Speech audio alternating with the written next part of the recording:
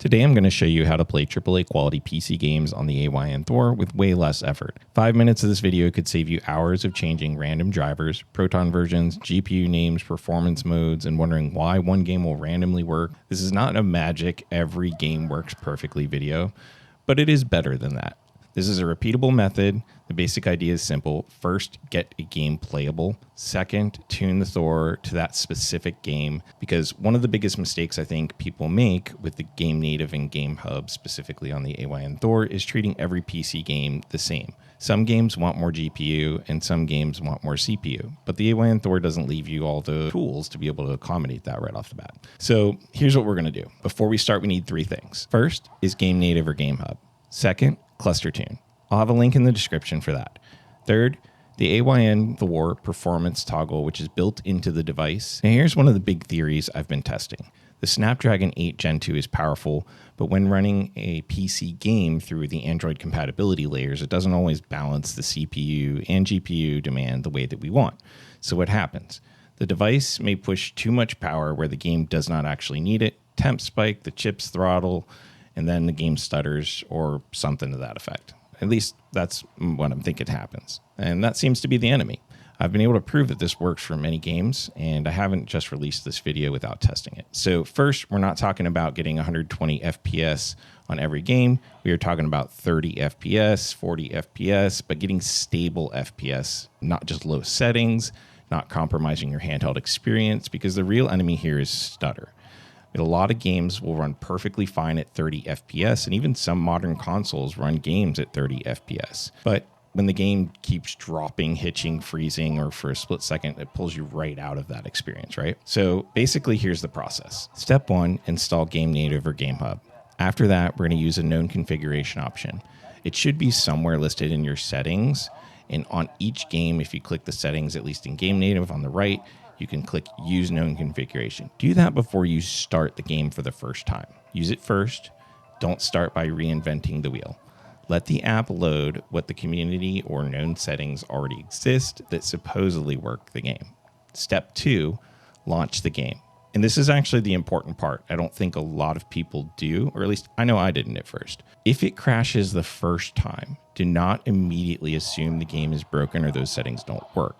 Launch it again. I've had multiple games crash the first setup in the first boot. And after the first time, I then go back and launch it without changing anything. And it actually works on the second try.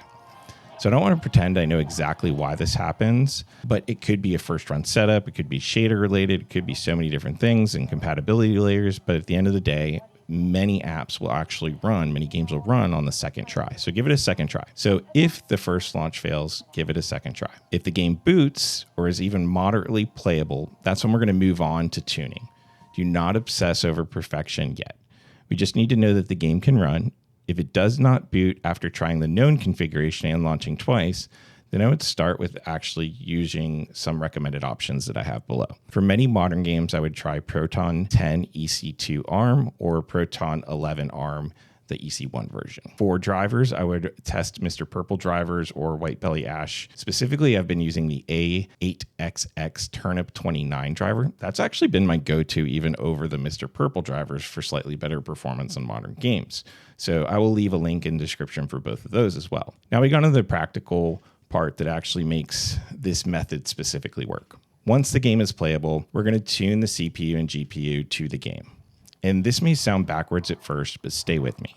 Sometimes turning everything up makes things worse. Why? Because the Thor can get hot fast. And once the device gets hot, it can throttle.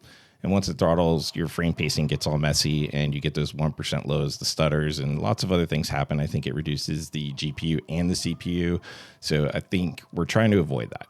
So instead of maxing out the Thor and hoping for the best, here's a step-by-step process of what we're going to do. We're going to think, is this game more GPU hungry or is this game more CPU hungry? And here's the trick. I'm going to actually let you know that for most modern games, especially Unreal Engine games, what I've found is they're more GPU hungry. So this method works for most games right out of the box. That said, I'm going to give you a solution for both and how to test it. In GPU hungry games, we want to give the GPU more room, but we don't want to necessarily blast the CPU and fill everything with heat. And that's where this combination really matters. The AYN Thor performance toggle can help push overall performance, including the GPU behavior. ClusterTune, however, primarily lets us control the CPU side of things. So for GPU heavy game, the move is actually to set the AYN performance toggle possibly higher, yes, but then also use ClusterTune to set the CPU to an underclock. So what I do is start with a medium underclock and a medium performance game, or the performance toggle on the AYN Thor as seen here. Because underclocking the CPU actually gives the GPU more breathing room and provides less heat to the device. So you're raising the performance with one tool, lowering the CPU power with the other tool, and that's the whole point. Less wasted heat, less throttling, better stability overall, and less crashing in general. So this is exactly what your GPU heavy games need. They need you to use ClusterTune essentially to bring down the CPU after you've increased the performance with the AYN Thor's performance toggle. So let's use Invincible Versus as an example. This game is extremely GPU heavy. It's an Unreal Engine game, and it can even stutter on decent PCs if the system is not well balanced. On the Thor, if I just push everything hard, temperatures can climb, the experience gets messy. It started out as a stuttering mess to begin with. So actually reducing the performance of the CPU and increasing the performance of the GPU gives us more headroom and lets the game run smooth. So I actually get over 30 frames per second stable and run this game with no issues. The goal is not to win a benchmark screenshot. The goal is to actually play. Stable temps, stable frame rate, fewer ugly 1% lows, that's the win. And if you've made it to this part of the video, you might be asking yourself, what about games that are more CPU heavy? For those, you usually do not want to underclock your CPU right away. Start with the AYN toggle on standard though, then leave ClusterTune with no underclock, basically giving the CPU normal room to work and see how the game behaves.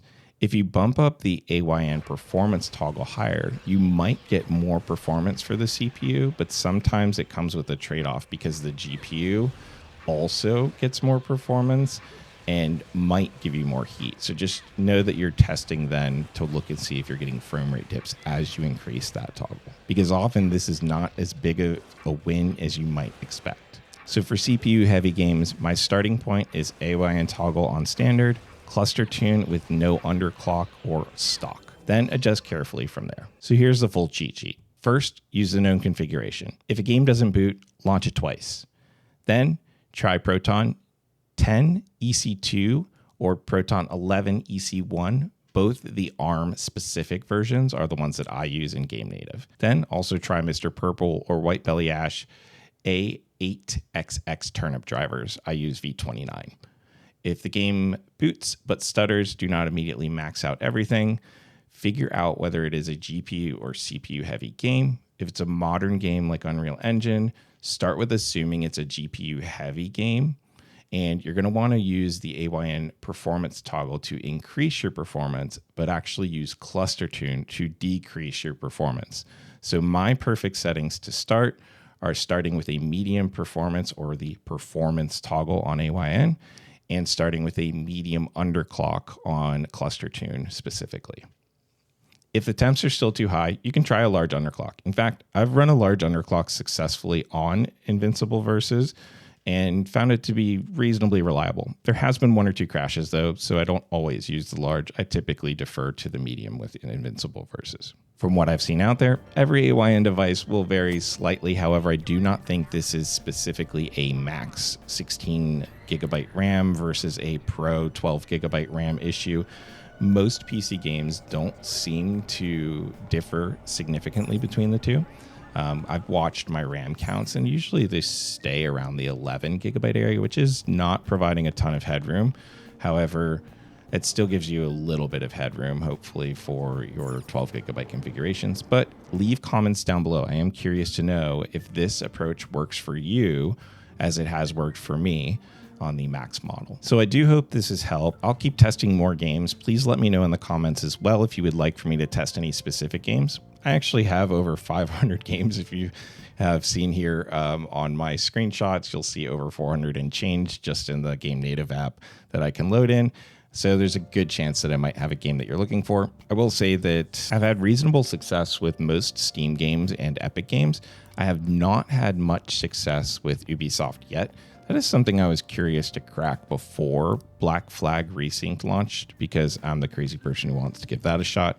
But we'll see if I can actually crack that nut or not. Do give a like or subscribe if you've enjoyed this. If it's helped you at all, please share it. Let a friend know. That's my goal, is just to help everybody out and have some fun here while we're doing it. All right, it's been great being a part of the community, and I'll see you in the next one.